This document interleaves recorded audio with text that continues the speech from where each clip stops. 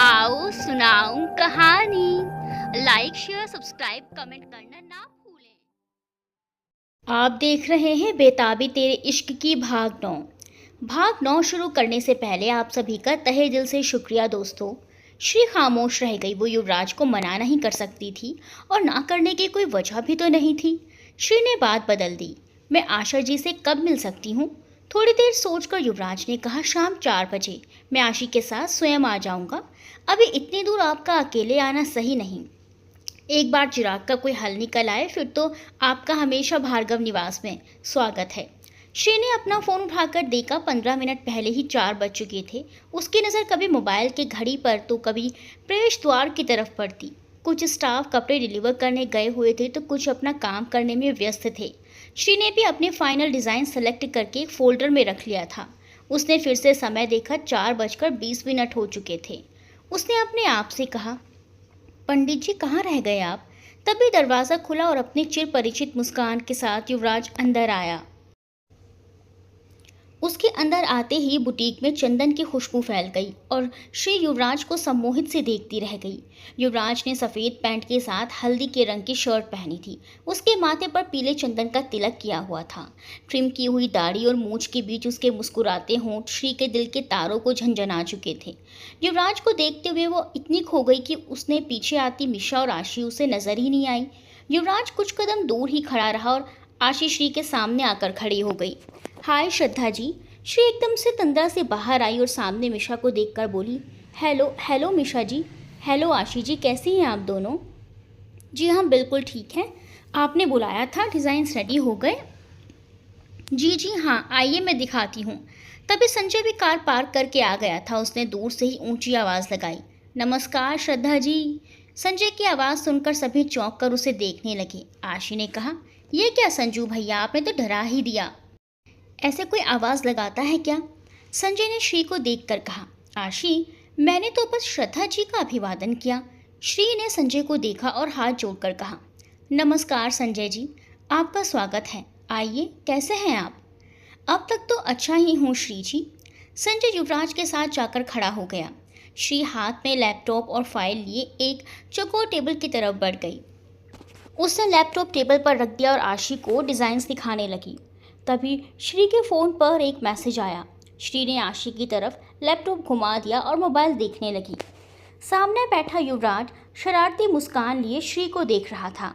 श्री ने फ़ोन में आए मैसेज को देखा तो हैरान होकर युवराज को देखने लगी। युवराज ने श्री को मैसेज भेजा था, आपने सबका हाल पूछा सिवाय हमारे। ये तो गलत है ना? श्री एक पल को युवराज को देखती रही। हर बार युवराज के एक नए रंग से परिचित होती। युवराज ऐसी शरारत भी कर सकता है, ये तो उसने सोचा भी नहीं था। श्री ने कोई जवाब दिए बिना ही फ़ोन टेबल पर रख दिया। युवराज उसे मुस्कुराकर देखता रहा। तभी आशी ने कहा, श्रद्धा जी, मुझे तो ये सारे डिज़ाइंस बेहद पसंद आए हैं। आपने लाल रंग के साथ जी विभिन्न रंगों का प्रयोग किया है, वो बहुत खूबसूरत हैं। संजय भी दोनों लड़कियों के साथ लैपटॉप में देखने लगा। तभी श्री के फ़ोन पर फिर से मैसेज आया। श्री ने युवराज को देखा जो अनजान बनते हुए इधर उधर देख रहा था। श्री ने फिर फ़ोन उठाया तो युवराज का ही मैसेज था, आपने हमारे प्रश्न का उत्तर नहीं दिया। श्री कुछ कहती इससे पहले मिशा बोल पड़ी, क्या बात है, आपके फ़ोन पर बार बार मैसेज आ रहा है, कोई ख़ास है लगता है? जी जी बस यूं ही। श्री ने अपना ध्यान लैपटॉप में लगा दिया। आशी ने एक डिज़ाइन सेलेक्ट कर लिया। आप इसे देखिए, मुझे ये डिज़ाइन पसंद आया श्री जी। मिशा और संजय को भी आशी की पसंद बेहद पसंद आई।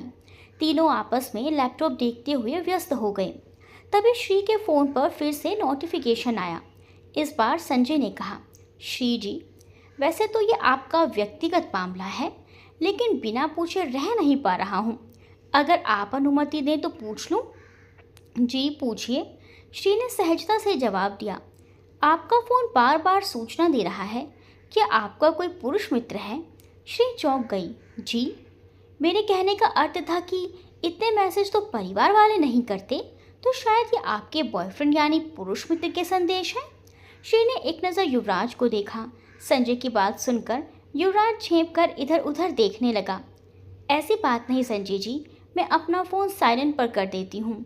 संजय इतना कहकर फिर से आशी और मिशा के साथ व्यस्त हो गया। तभी श्री ने भी युवराज को देखते हुए कहा, कैसे हैं आप पंडित जी? युवराज को जरा भी अंदेशा नहीं था कि श्री ऐसे उसके मैसेज का जवाब दे सकती है। युवराज ने आंखें बड़े करके कहा, जी मैं बिल्कुल ठीक हूँ, धन्यवाद।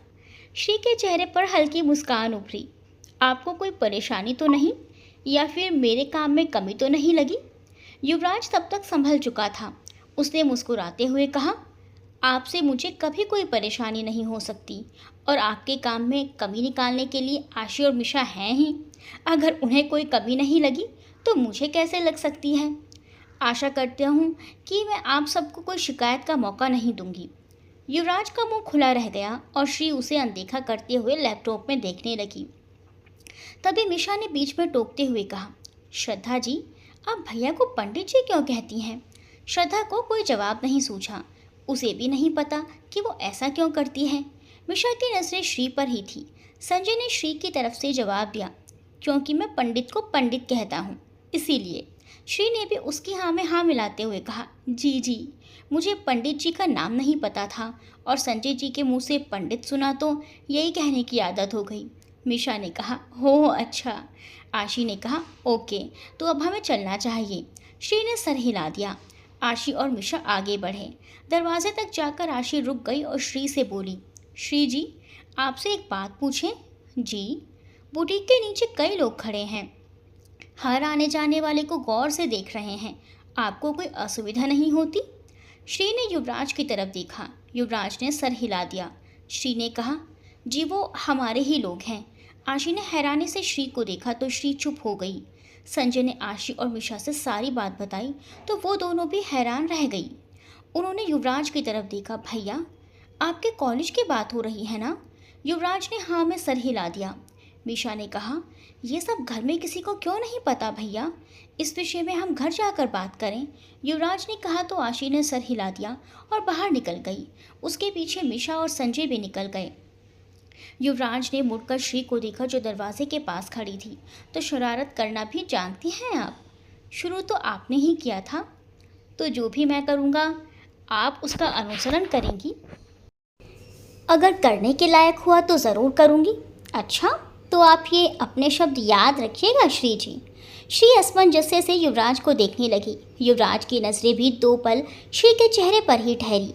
फिर उसने गंभीर आवाज़ में कहा, चिराग का प्रबंध जल्दी ही हो जाएगा। फिर आपको, रत्ना को या आपके परिवार को किसी भी भय में रहना नहीं पड़ेगा। श्री ने हैरानी से युवराज को देखा तो युवराज ने पलकें झपकाकर अपना सर हिला दिया। श्री ने भी अपना सर हिला दिया। धन्यवाद पंडित जी। फिर कुछ पल दोनों एक दूसरे की आंखों में देखते रहे। युवराज श्री को देखकर तृप्त हो रहा था और श्री युवराज की आंखों के भाव समझने की कोशिश कर रही थी। वो लोग हमारी राह देख रहे होंगे, युवराज ने कहा तो श्री दरवाजे से हटकर सर झुकाकर खड़ी हो गई। युवराज ने कांच का वो बड़ा सा दरवाज़ा खोला तो वो दरवाज़ा झटके से खुला और युवराज पीछे लड़खड़ा गया। पीछे खड़ी श्री कुछ समझ पाती उससे पहले ही युवराज की पीठ श्री के सर से जा टकराई। श्री की आंखें बंद पड़ गई और युवराज की आंखें मिच गई। युवराज का पूरा शरीर तन गया।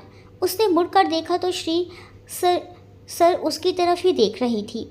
युवराज ने हड़बड़ाते हुए कहा, ये दरवाज़ा बहुत कम बल प्रयोग से आसानी से खुलता है और ये एक दुर्घटना थी। श्री ने कहा तो युवराज कुछ कहता उससे पहले ही श्री ज़ोर से हंस पड़ी। उसे हंसता देख युवराज भी हंसने लगा। श्री ने आगे बढ़कर युवराज के लिए दरवाज़ा खोला और दरवाज़ा पकड़कर खड़ी हो गई। अब इन दुर्घटनाओं की आदत डालनी पड़ेगी, युवराज ने कहा तो श्री ने कुछ नहीं कहा। युवराज नीचे उतर गया। श्री उसे जाता हुआ देखती रही और फिर मुस्कुरा कर अपने काम में लग गई। यादव समाज ने राजपूत समाज के प्रति जो रवैया अपनाया था, इस वजह से राजपूत समाज के लोगों में हलचल मचने लगी थी। दूसरी तरफ सत्यप्रकाश भार्गव ने भी युवराज, आशी, मिशा और संजय की बात सुनने के बाद यादव समाज का साथ देने का फैसला किया। उन्होंने राम मंदिर ट्रस्ट और पूरे ब्राह्मण समाज में ये संदेश भिजवा दिया कि जब तक चिराग सिंह का फैसला नहीं होता, कोई भी ब्राह्मण किसी भी धार्मिक कार्य हेतु किसी भी राजपूत के घर नहीं जाएगा। ये बातें जब राजपूत समाज को पता चली तो चिराग और उसके परिवार पर उंगलियां उठने लगी और दबाव बढ़ने लगा। कुछ दिनों बाद यादव समाज और राजपूत समाज की बैठक तय हुई, जिसमें ब्राह्मण समाज के गणमान्य भी उपस्थित होने वाले थे। पंडित जी ने कहा था कि चिराग को सज़ा मिलकर रहेगी, लेकिन कैसे? एक बार पूछूं क्या? लेकिन इतनी रात गए पंडित जी व्हाट्सएप पर कहीं व्यस्त हैं, मैं कैसे डिस्टर्ब कर सकती हूँ? श्री ने फिर सोचा, ऑनलाइन है मतलब जागे हुए हैं, एक मैसेज करके देखती हूँ। अगर उनका जवाब आया तो पूछ लूँगी, वरना यह सोचकर श्री ने युवराज को मैसेज भेज दिया। पंडित जी नमस्कार। युवराज की आंखें अविश्वास से फैल गई। उसने कई बार उस संदेश को देखा। वो इस बात की पुष्टि कर लेना चाहता था कि ये मैसेज श्री ने ही भेजा है। दूसरी तरफ श्री ने देखा कि मैसेज देखा जा चुका है, लेकिन कोई जवाब नहीं आया तो वो निराश हो गई। कहीं पंडित जी ने बुरा तो नहीं मान लिया? श्री ये सोच रही थी कि युवराज ने फ़ोन कर दिया। अचानक से फ़ोन आ जाने पर श्री चौंक गई। उसने नज़र घुमाई तो उसकी तीनों बहनें सो चुकी थी। उसने खुद को संयत किया, फ़ोन उठा लिया। वो कुछ कहती उससे पहले ही युवराज ने कहा, क्षमा करिएगा श्री जी, संदेश भेजने में मेरा हाथ ज़रा तंग है, इसीलिए बुना पीछे ही हमने फ़ोन कर लिया। श्री ने सकुचाते हुए कहा, इतनी रात गई आपको मैसेज भेजने के लिए मैं माफ़ी चाहती हूँ पंडित जी, लेकिन मैं कुछ पूछना चाहती थी। आपको क्षमा मांगने की आवश्यकता नहीं है श्री जी, आप कहें मैं सुन रहा हूँ। जी वो आपने कहा था कि चिराग को सज़ा दिलवा कर रहेंगे, लेकिन आप जानते ही हैं कि चिराग को बेल मिल चुकी है और वो हमें हमारे घर पर धमकी भी देकर गया है। मेरे माता पिता बहुत साहसी हैं, लेकिन फिर भी हम बहनों की सुरक्षा के लिए वो चिंतित रहते हैं। उनकी परेशानी देखकर मुझे अच्छा नहीं लगता। तो मैं ये कहना चाहती थी कि आपने बस यूं ही हमारे परिवार से सहानुभूति जताई थी, या वाकई आप इस चिराग के खिलाफ कुछ कर रहे हैं? श्री ने जिस तरह से अपनी बात कही, युवराज हैरान रह गया। वो सोच में पड़ गया। श्री जी, क्या आपको मेरे इरादों पर संदेह है? नहीं पंडित जी, आप गलत समझ रहे हैं। मैं बस अपने परिवार के लिए चिंतित हूँ। इसके लिए मुझे जिससे भी मदद मांगनी पड़े मैं पीछे नहीं हटूँगी। तो क्या मैं ये समझूं कि आपकी दृष्टि में वो पहला इंसान हूँ जिससे आप सहायता ले सकती हैं? इसका अर्थ तो ये है कि आप मुझ पर विश्वास करती हैं। क्या हम इसका कारण जान सकते हैं? कुछ लोगों पर अकारण भी विश्वास हो जाता है पंडित जी, जैसे मुझे आप पर है। युवराज ने कहा। तो श्री ने हैरानी से कहा, जी। युवराज ने फिर कहा, जी मुझे आप पर पूर्ण विश्वास है, इस बात का भी कोई कारण नहीं, और आप अकारण मुझे फ़ोन भी कर सकती हैं। जी लेकिन क्यों? वो यूं कि कुछ लोगों से अकारण बात करने से भी प्रसन्नता होती है। तो कभी आप तनाव में हो या किसी से अपने दिल की बात करने का मन करे तो आप बेझिझक मुझे फ़ोन कर सकती हैं। जी लेकिन आप तो रतन के प्रोफेसर हैं, मैं कैसे? मैं रत्ना का प्रोफेसर हूँ, किंतु आपका मित्र बन सकता हूँ, यदि आपको कोई आपत्ति ना हो तो। श्री ने बात का रुख बदल दिया। युवराज की बातें सुनकर जाने क्यों उसे अजीब सा महसूस हो रहा था। उसे अपनी धड़कन बढ़ी हुई महसूस हो रही थी। उसने हिचकिचाते हुए कहा, आपने ही कहा था कि आप रतन के साथ हैं, इसीलिए मैंने पूछा। अदालत जब सज़ा देगी तब देगी, लेकिन तब तक मेरा परिवार डर डर के कैसे रह पाएगा? यदि आप मुझ पर विश्वास करती हैं तो जैसा मैं कहता हूँ वैसा करिए, उसके बाद सारा उत्तरदायित्व मेरा होगा। युवराज ने श्री से कुछ देर तक बात की। श्री उसकी बातों को अच्छे से समझ गई। उसने कहा, ठीक है पंडित जी, आपने जैसा कहा है मैं वैसा ही करूँगी। आपका बहुत बहुत धन्यवाद। धन्यवाद चिराग को सज़ा मिलने के बाद ही स्वीकार करूँगा मैं। तब तक आप अपना और अपने परिवार का ध्यान रखें। जी पंडित जी, रात बहुत हो चुकी है तो गुड नाइट। शुभ रात्रि जी। युवराज फ़ोन देखते हुए मुस्कुरा दिया और श्री ने फ़ोन रख दिया। उसको युवराज पर भरोसा था। ये भरोसा कब और क्यों हो गया था ये तो श्री को भी नहीं पता था, लेकिन एक अदृश्य सी डोर दोनों के बीच बनने लगी थी, जिसका एहसास श्री को होने लगा था। अचानक ही राजपूत समाज में हलचल होने लगी थी। किसी भी शुभ कार्य हेतु किसी पंडित या ब्राह्मण को बुलाया जाता तो सभी इनकार कर देते। चैत्र मास के नवरात्रे शुरू होने वाले थे। शादी विवाह के शुभ मुहूर्त भी शुरू हो चुके थे, लेकिन राजपूतों के घर में हलचल मच चुकी थी। कोई भी ब्राह्मण ना तो उनके घर जाने को तैयार था और ना ही उनके किसी भी काम को हाथ लगाने में तैयार था। हालांकि इससे ब्राह्मणों में असंतोष भी फैलने लगा था। वो अपने यजमान खो रहे थे, लेकिन राम मंदिर के महंत के आदेश का अनुपालन करना ही था। इस संदर्भ में राम मंदिर ट्रस्ट द्वारा एक संदेश प्रसारित करवा दिया गया था। बोकारो शहर में ये चर्चा का विषय बना हुआ था। राजपूत जाति बोकारो में एक प्रतिष्ठित समाज मानी जाती है। उनके विरुद्ध ऐसे कदम उठाया जाना आम जनता में जिज्ञासा का कारण बना हुआ था। ये कोई साधारण बात तो नहीं थी। एक तरह से ये राजपूत समाज का बॉयकॉट था। राजपूतों को ये बेहद अपमानजनक लग रहा था। किसी को भी मुख्य कारण पता ही नहीं था। शहर में तरह तरह की बातें होने लगी थी। सत्य प्रकाश भार्गव और महंत जी को इन बातों की चिंता थी, लेकिन वो कुछ दिन इंतजार करना चाहते थे। इस बात को 3 दिन भी होने बीते नहीं थे कि राम मंदिर प्रांगण में 50 की संख्या में राजपूत समाज के लोग धवल सिंह के नेतृत्व में एकत्र हो गए और वहां मौजूद आचार्यों और ब्राह्मणों से पूछताछ करने लगे। लेकिन किसी को कारण पता ही नहीं था। राम मंदिर के सूचना पट्टी पर सूचना देखकर सभी राजपूतों का खून खौलने लगा था। सूचना पट पर सूचना लिखी थी, राम मंदिर ट्रस्ट द्वारा ये आदेश दिया जाता है कि राम मंदिर के अंतर्गत आने वाले कोई भी पंडित, ब्राह्मण या आचार्य किसी भी राजपूत यजमान के धार्मिक कार्यों जैसे शादी, विवाह, सगाई, नामकरण, पूजा कथा जैसे कार्य नहीं करेंगे। ये आदेश अगली सूचना तक प्रभावी रहेगा। धवल सिंह ने अपने लोगों से कहा, आखिर ऐसी बात क्या हुई है कि पूरे राजपूत समाज को मंदिर द्वारा निषिद्ध कर दिया गया है? तभी एक अधेड़ उम्र के पुरुष जिनका नाम राजेश्वर राजपूत था, उन्होंने कहा, हमें ट्रस्ट से बात करनी चाहिए। पहले ग्वालों ने हमारे घर में दूध देना बंद कर दिया और अब ये ब्राह्मणों ने हमें निषिद्ध कर दिया है। हमारी गलती क्या है ये तो पता करना ही पड़ेगा। तभी महंत जी को किसी ने समाचार दे दिया तो वो स्वयं चलकर उन राजपूतों के बीच में आए। उन्हें देखकर सभी ने हाथ जोड़ दिए।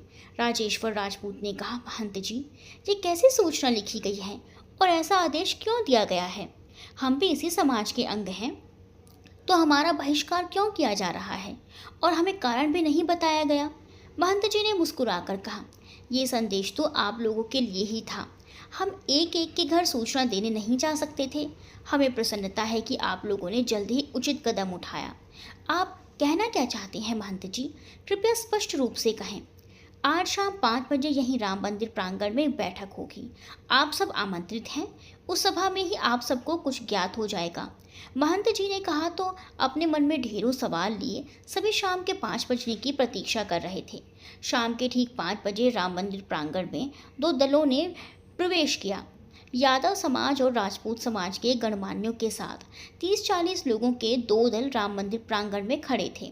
राजपूत समाज के लोगों को जरा भी अंदेशा नहीं था कि यहाँ क्या होने वाला है, जबकि यादव समाज के लोगों को उनके वहाँ एकत्र होने का कारण पता था। मुख्य प्रांगण में कोई सभा करना संभव नहीं था। मंदिर के पीछे बने प्रांगण में सभी के बैठने की व्यवस्था की गई थी। एक तरफ यादव समाज और दूसरी तरफ राजपूत समाज के लोग बैठ गए। सामने महंत जी अपने कुछ सहयोगियों के साथ पहले से ही विराजमान थे। धवल सिंह सबसे पहले पंक्ति में राजपूत समाज के प्रभावशाली लोगों के साथ बैठे हुए थे। राजेश्वर राजपूत सामने बैठे यादवों को गौर से देख रहे थे। उन्हें यादवों की आंखों में तपिश सी नजर आ रही थी, इसीलिए उनके चेहरे पर आश्चर्य नजर आ रहा था। धवल सिंह ने महंत जी की तरफ हाथ जोड़कर कहा, महंत जी, कृपया इस रहस्य से जल्दी ही पर्दा उठाएं और आपने इस सभा में हमारे अतिरिक्त अन्य लोगों को भी आमंत्रित किया है, इसका कारण बताएं। महंत जी ने मुस्कुराकर कहा, धवल जी, कुछ देर और प्रतीक्षा कर लीजिए, सब कुछ साफ साफ हो जाएगा। सभा में सभी लोग आपस में अटकलें लगा रहे थे। तभी प्रेम जी पूरे परिवार के साथ वहां पहुंचे। सबसे आगे प्रेम जी और पुष्पा जी चल रहे थे। प्रेम जी ने भी आज सफ़ेद कुर्ता पजामा पहना हुआ था। पुष्पा जी आम दिनों से अलग आज सीधा आंचल किए सर पर पल्लू लिए प्रेम जी के साथ चल रही थी। प्रेम जी के कंधे पर एक लाल गमछा था और पुष्पा जी के माथे पर बड़ी सी लाल बिंदी। ये जोड़ा पूरे आत्मविश्वास के साथ दोनों पक्षों के मध्य बने रास्ते पर धीरे धीरे चलकर आ रहा था। उनके पीछे श्री और रतन थे। श्री ने रतन का हाथ थाम रखा था और सबसे पीछे राशि और तनु। श्री ने सफ़ेद कुर्ती के साथ लाल पटियाला सलवार और लाल रंग का दुपट्टा ओढ़ा हुआ था। रतन ने लाल कुर्ती और सफ़ेद पैंट पहना हुआ था। राशि ने काले रंग की हुडी पहनी हुई थी, साथ ही सफ़ेद रंग की पैंट। तनु ने सफ़ेद टॉप के साथ ब्लू जीन्स। ये परिवार सबसे पहली पंक्ति में आकर बैठ गया। ये परिवार पूरे राजपूत दल में चर्चा का विषय बन चुका था। पूरी सभा में प्रेम जी के परिवार की स्त्रियों के अलावा कोई और भी स्त्री मौजूद नहीं थी। रतन के हाथ कांप रहे थे, जिन्हें शी ने थाम रखा था। रतन के दूसरे हाथ को राशि ने थाम रखा था। तनु महंत जी की तरफ देख रही थी। तभी सत्य प्रकाश भार्गव वहां पधारे, जिनका स्वागत स्वयं महंत जी ने किया। सत्य प्रकाश भार्गव से एक कदम पीछे दाईं तरफ युवराज भार्गव और बाईं तरफ संजय शर्मा थे। सत्य प्रकाश भार्गव का व्यक्तित्व इस उम्र में भी प्रभावशाली और ओजस्वी था। वहीं युवराज भार्गव के चेहरे पर उनके चिर परिचित मुस्कान नहीं थी। आज वो पूर्णतः गंभीर थे। संजय भी आज अपने व्यक्तित्व के विपरीत बेहद शांत और गंभीर नजर आ रहा था। सभी को आज की सभा की गंभीरता समझ में आ रही थी। महंत जी ने आकर सत्यप्रकाश भार्गव का स्वागत किया और अपने साथ ले आए। वहां मौजूद सभी सदस्य सत्यप्रकाश के सम्मान में खड़े हो गए। उन्होंने सामने रखी कुर्सियों पर आदर सहित उन्हें बैठाया। फिर सत्यप्रकाश भार्गव जी कहने पर उनके साथ विराज गए। युवराज और संजय उनके पीछे खड़े हो गए। सत्यप्रकाश जी ने सबके आगे हाथ जोड़कर अभिवादन किया और बैठने का इशारा कर दिया। उन्होंने युवराज को इशारा किया तो युवराज ने आगे आकर हाथ जोड़कर पूरी सभा का अभिवादन करके अपनी बात कहना शुरू किया। मैं जानता हूँ कि यहाँ उपस्थित राजपूत समाज के सदस्य दुविधा में हैं। उन्हें नहीं पता कि ये सभा क्यों बुलाई गई है। इससे पहले कि मैं इस रहस्य से पर्दा उठाऊं, मैं आप सबको कुछ बताना चाहता हूँ। धवल सिंह ने युवराज को देखकर कहा, क्या बात है, आप लोगों ने इसे एक रोमांचक फिल्म क्यों बना रखा है? श्रीमान कृपया धैर्य रखें, आपको सारी बातें पता चल जाएंगी और आपको ही इसका हल भी निकालना है, इसीलिए धैर्य से मेरी पूरी बात सुनें। कुछ दिनों पहले श्री राम मंदिर के महंत जी और श्री सत्य प्रकाश भार्गव को एक पत्र लिखा गया था। इसमें एक पीड़ित परिवार ने अपनी व्यथा लिखी थी और सहायता मांगी थी। पूरी कहानी संक्षेप में इस प्रकार है। पीड़ित कन्या अपने शिक्षक द्वारा प्रताड़ित होती है और फिर उसका विरोध करती है। वो पुलिस में शिकायत दर्ज करवाती है, लेकिन अपराधी अपनी पहुंच का प्रयोग करके बेल पर बाहर आ जाता है। फिर वो पीड़ित को और उसके पूरे परिवार को धमकाने उनके घर पर पहुंच जाता है। पीड़ित परिवार एक साधारण सा यादव परिवार है। शिक्षक एक राजपूत है। इतना सुनकर राजपूत समाज में बातें होने लगी। राजपूत दल के भीतर मानो एक भूकंप आ गया था। राजेश्वर राजपूत अपनी जगह पर खड़े होकर बोले, तो हमें यहाँ क्यों बुलाया गया है? हमारी बेइज्जती करने के लिए? यहाँ किसी को अपमानित करने के उद्देश्य से नहीं बुलाया गया श्रीमान।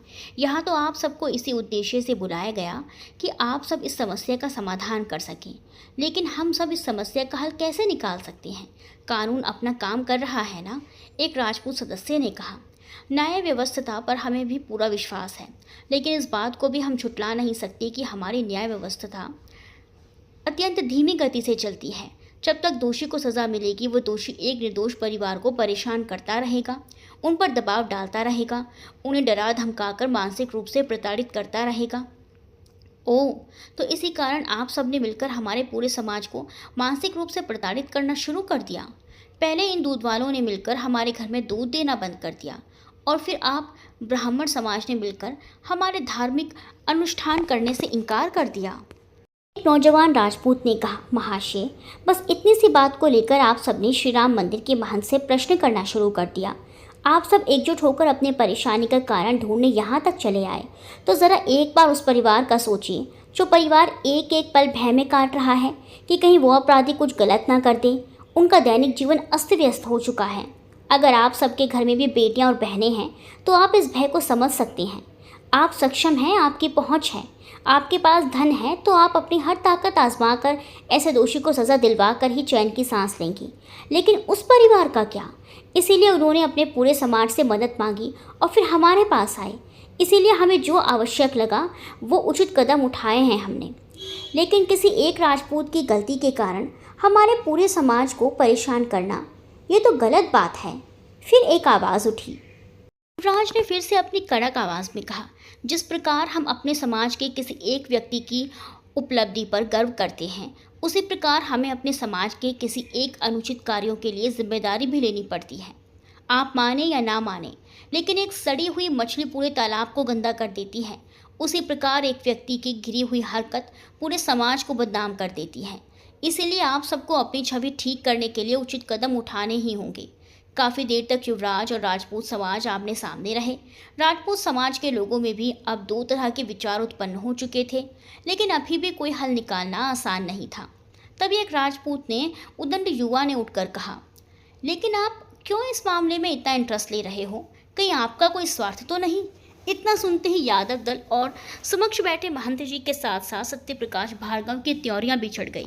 इधर युवराज के साथ साथ संजय की भी मुठ्ठियां भींच गई थी। यादव परिवार ने सर घुमाकर उस लड़के को देखा।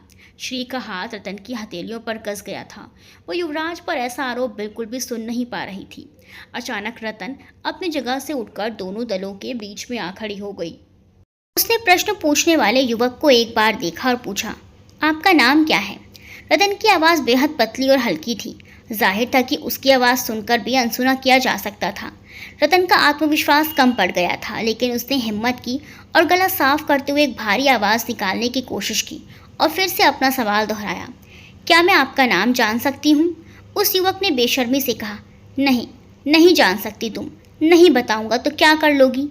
उस युवक ने पूरी सभा के सामने इस तरह से बात की, जो राजपूत समाज के लोगों को भी पसंद नहीं आया। तभी राजेश्वर राजपूत अपनी जगह पर खड़े हो गए। राजपूत दल में एक खामोशी पसर गई। वो कुछ कहते इसके पहले सत्य प्रकाश भार्गव अपनी जगह से उठकर खड़े आगे आए। उनके खड़े होती महंत जी भी अपनी जगह पर खड़े हो गए। सत्य प्रकाश भार्गव ने कहा, इस प्रकार की उद्दंडता आप अपने बड़ों के सामने कर रहे हैं। इससे साफ है कि आपके अंदर जरा सी भी तमीज़ नहीं बची। आप जैसे युवाओं की भाषा इस प्रकार की ऊंची होगी तो केवल आप ही नहीं वरन आपके माता पिता का सर भी समाज के सामने झुक जाएगा। सत्य प्रकाश भार्गव की बात सुनकर उस लड़के का सर झुक गया था, लेकिन सत्य प्रकाश भार्गव यहीं नहीं रुके।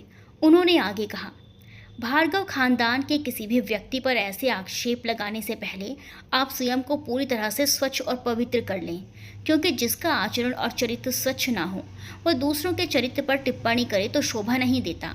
सत्य प्रकाश भार्गव ने एक नज़र राजेश्वर राजपूत को देखा और फिर अपनी जगह पर वापस चले गए।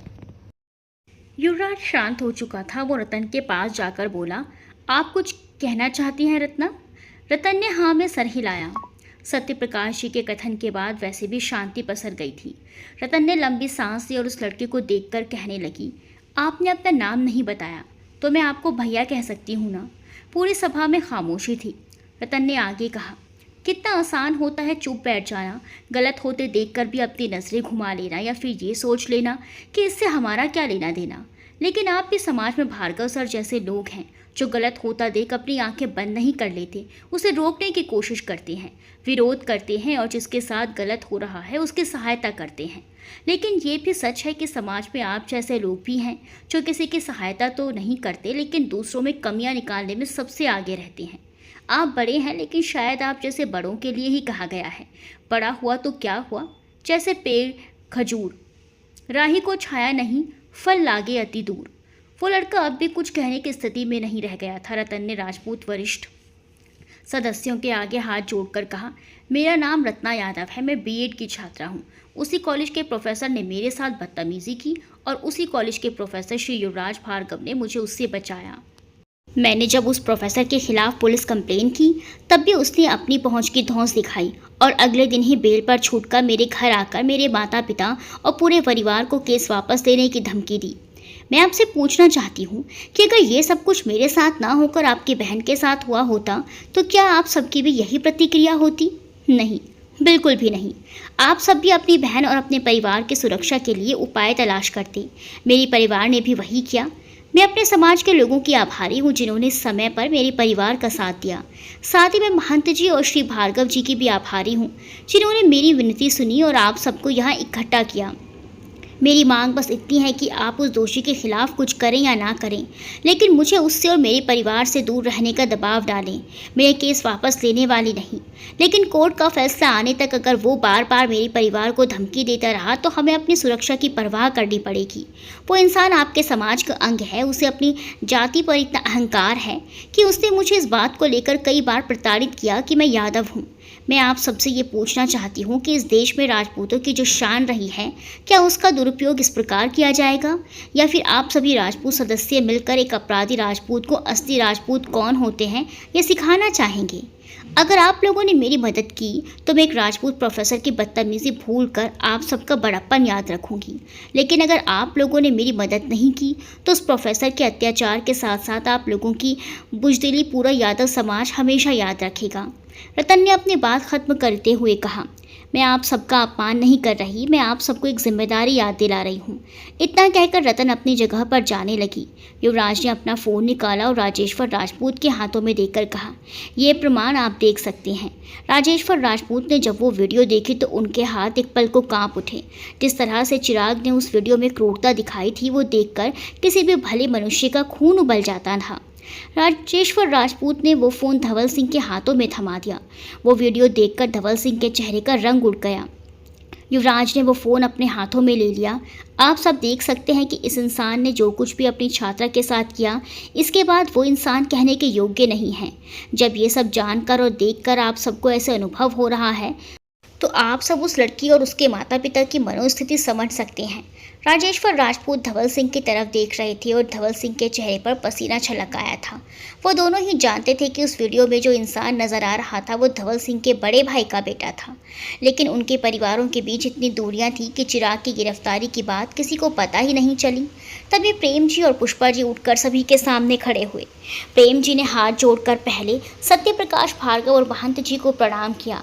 उसके बाद उन्होंने सभा की तरफ देखते हुए कहा, हमारा नाम प्रेम प्रकाश यादव है और ये हमारी पत्नी पुष्पा यादव हैं। हमारे 4 बेटी लोग हैं, सबको आप लोग देख ही रहे हैं। कोई भी बाप अपनी बेटी के साथ दुर्व्यवहार बर्दाश्त नहीं कर सकता, लेकिन फिर भी हम अपनी बेटी के साथ जो कुछ हुआ सबको बता के माफ़ी मांगे। हमको खुशी है कि हमरा समाज का भाई लोग हमरा दिक्कत को समझ के हमरा साथ दिया। फिर हम पंडित जी लोग का भी आभारी हैं कि वो लोग हमारी बेटी के साथ हुआ अन्याय के खिलाफ हमारा साथ दिए। हम राजपूत समाज के लोग का आदर करते हैं। बहुत से राजपूत हमारा दोस्त भी रहे हैं। हर जाति में अच्छा खराब लोग होता है।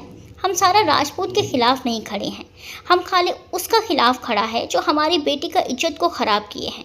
हम हाथ जोड़ के आप सबसे विनती करते हैं कि खाली आप लोग उसको इतना समझा दीजिए कि वो हमको, हमारा बेटी लोग को, हमारा परिवार से दूर रहें। बाकी हमारा देश का कानून व्यवस्था देखे ही उसको सज़ा देना ही है। काहे कि जिस तरह से वो हमारा घर में आकर धमकी देकर गया है वो हमारी बेटी लोग के साथ कुछ कर सकता है। हमारी बेटी लोग अभी कॉलेज में पढ़ती हैं, एक बेटी अपना काम शुरू की है। इस तरह डर में रहकर हम लोग अपना एक एक दिन कैसे काटेंगे? आप लोग से मदद का उम्मीद है कि आप लोग उसको समझा देंगे। आजकल पैकेट का दूध भी मिल ही जाता है, आप लोग को ज़्यादा अंतर नहीं पड़ेगा ये हम लोग का रोग से। लेकिन आप लोग अगर हमारा मदद करेंगे तो हमारी बेटी लोग चैन से और बिना डर के घर से बाहर निकल सकती है।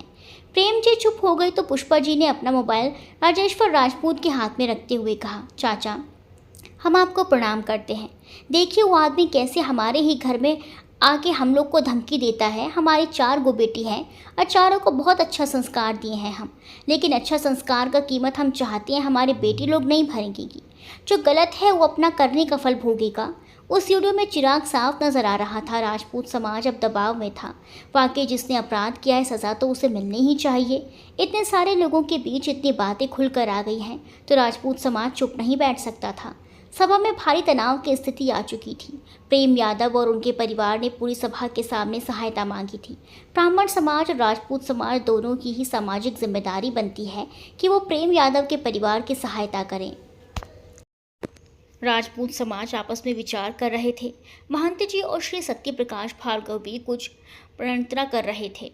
महंत जी ने अपनी जगह पर खड़े होकर कहा, ब्राह्मण समाज हमेशा सत्य के पक्ष में खड़ा रहता आया है, इसीलिए हम सभी प्रेम यादव के परिवार के साथ हैं। साथ ही हम सभी राजपूत सदस्यों पर लगी रोक को भी हटाते हैं, क्योंकि धार्मिक अनुष्ठान उनका भी अधिकार है।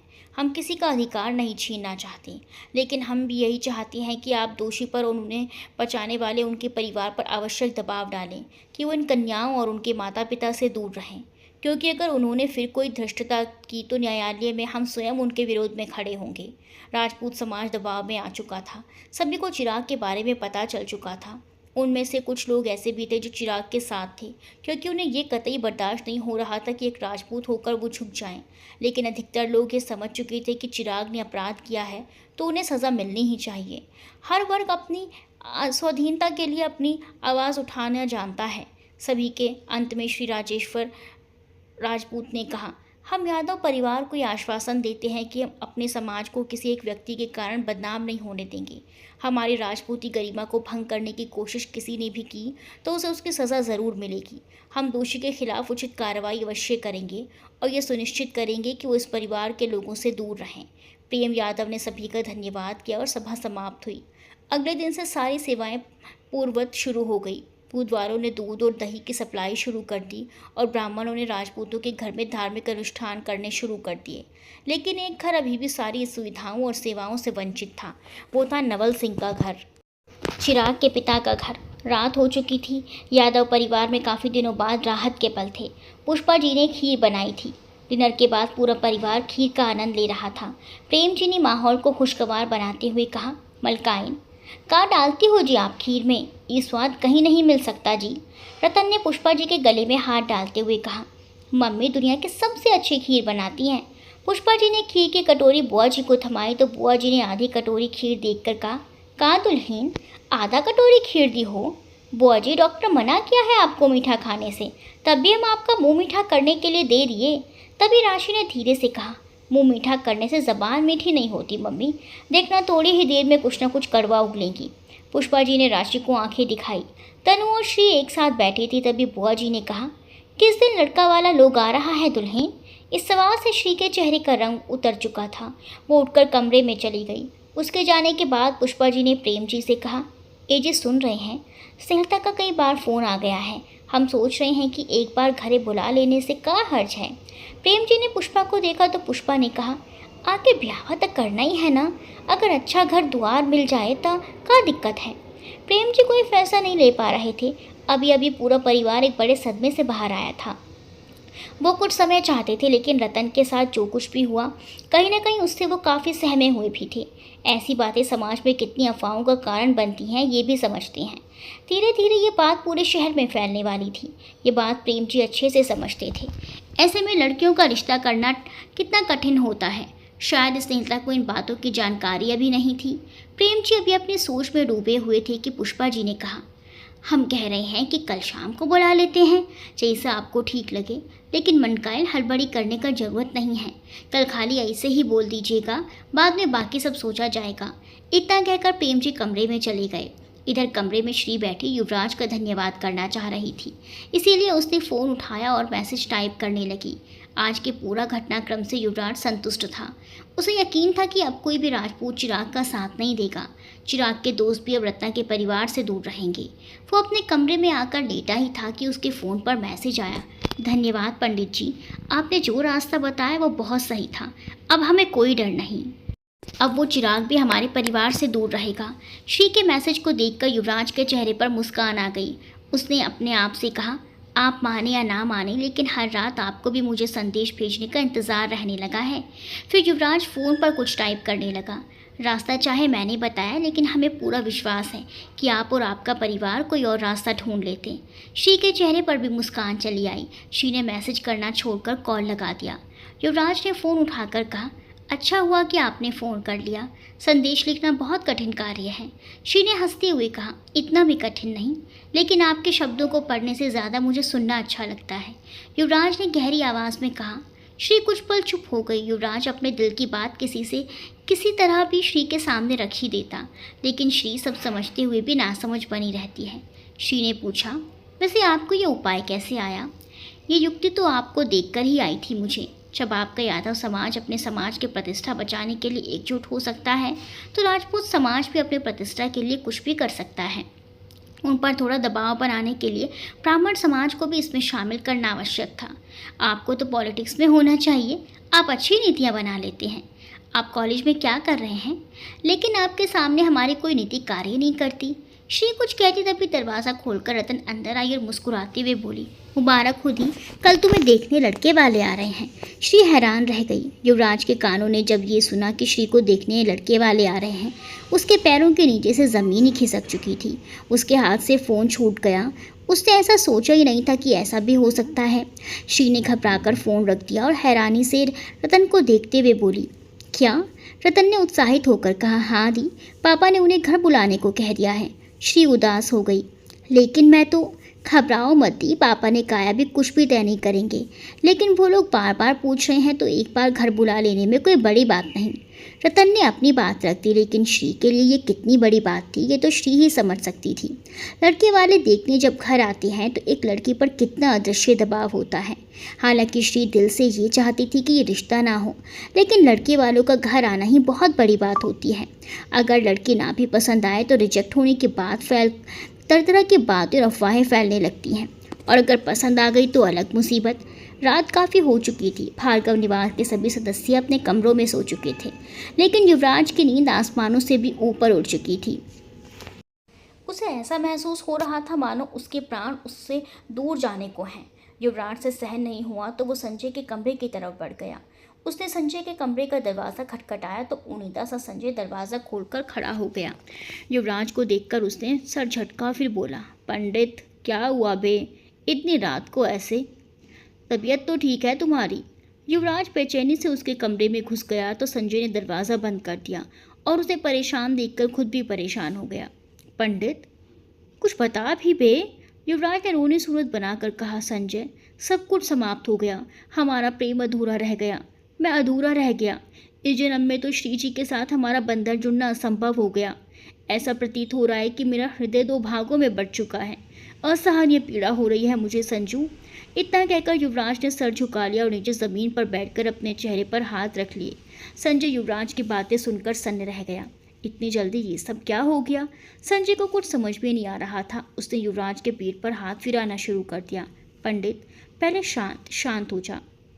इतनी जल्दी हार नहीं मानते पंडित, पहले मुझे पूरी बात बता कि क्या हुआ। युवराज ने नाम में सर हिला दिया और मायूस सा बैठा रहा। संजय उसके पास नीचे ज़मीन पर बैठ गया और उसके दोनों हाथ पकड़कर चेहरे से हटाकर बोला, पंडित पहले मेरी तरफ देख। युवराज ने संजय को देखा। संजय ने कहा, अब बता कि क्या हुआ। युवराज ने सारी बात संजय को बता दी। संजय सोच में पड़ गया। थोड़ी देर बाद संजय और युवराज बिस्तर पर लेटे हुए छत को देख रहे थे। दोनों ही खामोश थे। संजय ने चुप्पी तोड़ते हुए कहा, तो भाभी को देखने का लड़के वाले आ रहे हैं, तो तुझे लग रहा है कि भाभी अब मेरी भाभी नहीं बन पाएगी? अब तू पूरी तरह ब्रह्मचारी हो जाएगा। तू भाभी को भूलकर समाज सेवा और प्रभु भक्ति में जीवन व्यतीत करेगा। पंडित तेरी बुद्धि भ्रष्ट हो गई है बे। संजय खींच चुका था। उसने तकिया उठाया, युवराज को दे मारा। पंडित पहले ये हारे हुए प्रेमी जैसे सूरत बनाना बंद कर। ऐसा लग रहा है जैसे भाभी ने तुम्हारा प्रेम प्रस्ताव ठुकरा दिया हो और विवाह करके चली भी गई हो। मुझे बिल्कुल भी ये आशा नहीं थी पंडित। तुमने तो अब तक भाभी के सामने अपना प्रेम प्रस्ताव रखा भी नहीं और हार मान बैठे हो। भाभी को जब तक तुम अपना विकल्प दोगे ही नहीं, वो तुम्हारा चुनाव कैसे करेंगी? युवराज उठकर बैठ गया और सबको देखते हुए बोला, तुम्हारे कहने का तात्पर्य क्या है? मेरे कहने का अर्थ ये है कि जितनी जल्दी हो सके भाभी को प्रपोज कर, मतलब कि उनके सामने अपना प्रेम प्रस्ताव रख। भाभी को अपने दिल की बात बता। उन्हें बता कि कब से और कितनी बेताबी से तू उनका इंतज़ार कर रहा है। उन्हें बता कि उनके अलावा तू किसी की ज़िंदगी में अब किसी को भी जगह नहीं दे सकता। युवराज सोच में पड़ गया। फिर उसने कहा, लेकिन संजय समय कहाँ है? उन्हें तो कल ही लड़के वाले देखने आ रहे हैं, विदा करने नहीं आ रहे। मूड पंडित। युवराज ने आंखें थोड़ी बड़ी की, तभी संजय ने कहा, हाँ तुम तो मूर्ख हो। तुम यहाँ बैठे बैठे उस बात की कल्पना कर रहे हो जो हुआ भी नहीं। इससे अच्छा है कि पहले अपने कदम तो उठा, फिर मंजिल यानी कि भाभी मिलेगी, क्योंकि मंजिल कभी चलकर सब हमारे पास नहीं आती। आधी रात हो चुकी थी और संजय अब तक युवराज को समझा नहीं पाया था। थक हार कर संजय सोने चला गया। युवराज भी अपने कमरे में लौट आया। युवराज बहुत व्याकुल हो चुका था। उसे कोई रास्ता नहीं मिल रहा था। वह सुबह से ही अपना फ़ोन लिए घूम रहा था, लेकिन श्री को फ़ोन करने की हिम्मत नहीं जुटा पा रहा था। वो श्री से मिलकर जल्द से जल्द सब कुछ कह देना चाहता था, लेकिन उसकी उंगलियां फ़ोन पर श्री के नंबर पर आकर उसे छूने का साहस नहीं कर पा रही थी। वो इसी उधेड़पुन में घर से निकल गया। सुबह के 7 बज रहे थे। ग्रीष्म ऋतु अब और जोर पकड़ रही थी। पुष्पा जी श्री को लिए श्री राम मंदिर पहुंची। श्री पुष्पा जी की कोई बात नहीं टाल सकती थी, इसीलिए पुष्पा जी ने जब उसे कहा, ए श्री, आज मंदिर चलोगे जी? शुभ काम का शुरुआत है, तब भगवान का आशीष मिल जाएगा, तब बढ़िया रहेगा। तब श्री चुपचाप तैयार हो गई। मंदिर के बाहर उन्होंने पूजा के लिए फल फूल और प्रसाद खरीदे और श्री के साथ श्री राम के पूजा के लिए बढ़ गई। मंदिर में जाकर पुष्पा जी ने पुजारी जी को पूजा की सामग्री थमाई और हाथ जोड़कर बोली, पुजारी जी, हमारी बेटी श्री के नाम का पूजा कर दीजिए। राम जी का आशीष रहेगा तो आज हमको हमारा दामाद मिल जाएगा। पुजारी जी मुस्कुरा दिए और पूजा करने लगे। पुष्पा जी मन ही मन हाथ जोड़कर प्रार्थना करने लगी, हे राम जी, दया करिए प्रभु, हमारी बेटी का ज़िंदगी में अगर बहुत अच्छा लड़का है, वो हमारी बेटी का मान जान अच्छा से करे, जल्दी हमारी बेटी का ब्याह हो जाए, हमारी श्री का जोड़ी लग जाए जल्दी। पुष्पा जी मन ही मन प्रार्थना करती रही और फिर आंखें खोलकर आगे बढ़कर अगरबत्तियां जलाने लगी। श्री पीछे आंखें बंद किए हाथ जोड़े रखी। पुष्पा जी अगरबत्तियां जलाकर पीछे मुड़ी तो श्री के दाहिनी तरफ खड़े युवक पर नजर पड़ी। वो युवराज था जो आंखें बंद किए श्री राम के सामने हाथ जोड़े खड़ा था। पुष्पा जी ने एक नज़र युवराज और श्री पर डाली जो एक साथ जोड़े की तरह खड़े थे। पुष्पा जी अगरबत्तियां लेकर बाहर निकली और मंदिर की परिक्रमा करने लगी। मन ही मन वो सोच रही थी, ये पंडित जी को देखकर बार खातिर लगा जैसे राम जी श्री के साथ जोड़ी बनाकर खड़े हैं। सोचो कितना सुंदर जोड़ी लगा है, लेकिन हम ई का उल्टा उल्टा सोच रहे हैं, ऐसा तो राम जी भी नहीं करेंगे। पुष्पा जी ने अपनी सोच को झटक कर बाहर निकाल दिया और श्री के रिश्ते के लिए प्रार्थना करने लगी। इधर युवराज और श्री को एक दूसरे की मौजूदगी के बारे में पता ही नहीं था। श्री आंखें बंद किए खड़ी रही। युवराज ने आंखें जैसे ही खोली, सामने के पुजारी ने तिलक लगाने के लिए इशारे से बुला लिया। श्री आंखें बंद किए श्री राम से बस यही प्रार्थना किए जा रही थी कि किसी तरह भी ये रिश्ता ना हो। बस वो अपने परिवार के लिए बहुत कुछ करना चाहती थी। रतन, तनु और राशि को आत्मनिर्भर बनाना था।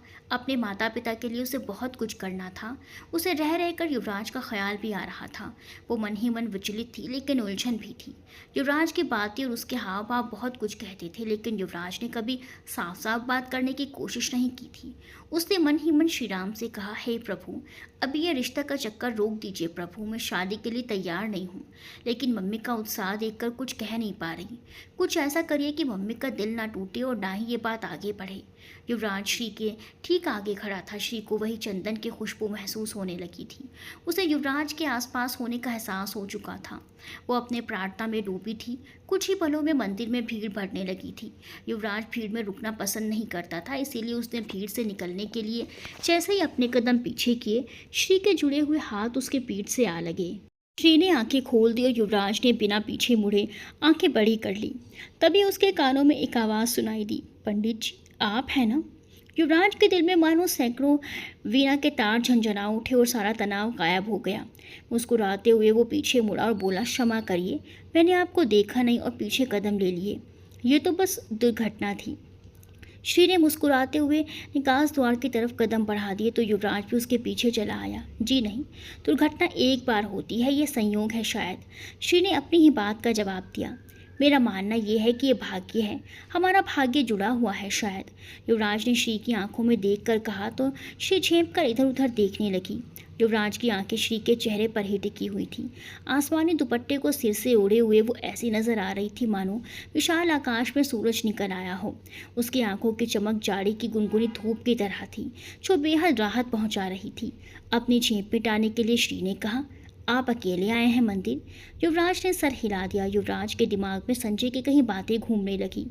जी, आज हृदय बहुत व्याकुल था, इसीलिए प्रभु के दर्शन करने आ गया। क्यों, क्या हुआ? सब ठीक है ना? क्यों व्याकुल थे आप? श्री ने चिंतित स्वर में पूछा। ऐसा प्रतीत हो रहा था मानो कुछ अनमोल हमारे हाथों से छूट रहा हो, लेकिन प्रभु ने संकेत दिया कि यह भ्रम मात्र था। अब मैं बिल्कुल ठीक हूँ। श्री ने सर हिला दिया। वो एकटक युवराज को देखने लगी। युवराज ने गुलाबी कुर्ता और सफ़ेद पैंट पहना हुआ था। हमेशा की तरह चंदन का टीका और मोहक से मुस्कान चेहरे का आकर्षण बढ़ा रही थी। और वो सम्मोहक आंखें जिन्हें देखते ही हर बार श्री सम्मोहित से उन्हें देखती रह जाती है। आप प्रतिदिन आती है मंदिर? नहीं नहीं, आज मम्मी ने कहा तो आ गई। श्री ने युवराज के चेहरे से नजरें हटाते हुए जल्दी से कहा, कोई विशेष आयोजन या कोई विशेष बात? युवराज श्री के मन की बात जानना चाहता था। श्री कुछ पल खामोश रही और फिर अपने दुपट्टे के कोर को अपनी उंगलियों में लपेटने लगी। आप नहीं बताना चाहती तो कोई बात नहीं, मैं तो एक मित्र होने के कारण पूछ रहा था। युवराज श्री की असहजता भांप चुका था। युवराज ने इधर उधर देखा। पुष्पा जी ने 3 परिक्रमाएं पूरी कर ली थी। युवराज ने फिर पूछा, आपकी माताजी कितनी परिक्रमाएं करती हैं? श्री ने युवराज की तरफ देखा तो युवराज ने पुष्पा जी की तरफ इशारा करते हुए कहा, इतने बड़े मंदिर की परिक्रमा आसान नहीं। हम मम्मी हमेशा ही साथ परिक्रमाएं करती हैं। श्री ने कहा तो युवराज ने मन ही मन सोचा, अर्थात मेरे पास थोड़ा समय है, मैं श्री जी को अपनी भावनाओं से अवगत करवा सकता हूँ। युवराज श्री को देखने लगा, लेकिन वो क्या कहे और कैसे, शब्द उसके गले में आकर अटक चुके थे। बड़ी हिम्मत जुटाकर उसने कहा, श्री जी, मुझे आपसे कुछ आवश्यक बातें कहनी हैं। जी जी कहिए। श्री ने युवराज की तरफ देखकर कहा तो युवराज की सारी हिम्मत जवाब दे गई। युवराज का मुंह बंद हो चुका था। श्री ने फिर से कहा, कहिए ना पंडित जी। युवराज ने उसको देखा जो परेशान सी थी। आप परेशान क्यों हैं? आपने मित्रता स्वीकार की है तो एक मित्र आपकी परेशानी बांट सकता है। श्री ने युवराज को देखते हुए कहा, धन्यवाद पंडित जी, मैं आपको बाद में कभी ज़रूर बताऊंगी। यह सही जगह नहीं है। युवराज ने तपाक से कहा, तो किसी उचित स्थान पर चलते हैं। जी जी, मेरे कहने का तात्पर्य था कि जहां हम आराम से बातें कर पाएं। आज तो मुश्किल है पंडित जी, तो कल कोशिश करूंगी। मुझे आपके संदेश की प्रतीक्षा रहेगी। युवराज ने कहा तो श्री ने सर हिला दिया और पुष्पा जी की तरफ बढ़ गई। श्री का काम में बिल्कुल भी मन नहीं लग रहा था, लेकिन काम ज़रूरी था। उसके हाथ में बहुत बड़ा ऑर्डर था जिसमें वो गलती से भी गलती नहीं कर सकती थी। उससे भी बड़ी बात ये थी कि यह ऑर्डर भार्गव परिवार की तरफ से था। श्री ने भार्गव परिवार की स्त्रियों के लिए डिज़ाइंस तैयार कर लिए थे और उस पर काम करना भी शुरू कर दिया था, लेकिन पुरुष अभी बाकी थे। भार्गव परिवार के पुरुषों के लिए अभी उसने कुछ भी शुरू नहीं किया था। इस सिलसिले में अभी काम शुरू करने से पहले उसे सभी पुरुषों से मिलना था। जब से युवराज ने उससे कहा था कि उसे कुछ ज़रूरी बात करनी है, तब से श्री के दिल में बेचैनी सी छाई हुई थी और दूसरी तरफ उसे देखने लड़के वाले आ रहे थे। इस बात को लेकर वो परेशान भी थी। उसे समझ नहीं आ रहा था कि वो क्या करे। अपने साथ काम करने वाले लोगों को ज़रूरी हिदायत देकर श्री अपने काम में लग गई। तभी श्री के फ़ोन पर पुष्पा जी का फ़ोन आने लगा। ओह, क्या नया स्यापा होने वाला है? देखते हैं अगले भाग में। तब तक के लिए बाय बाय दोस्तों।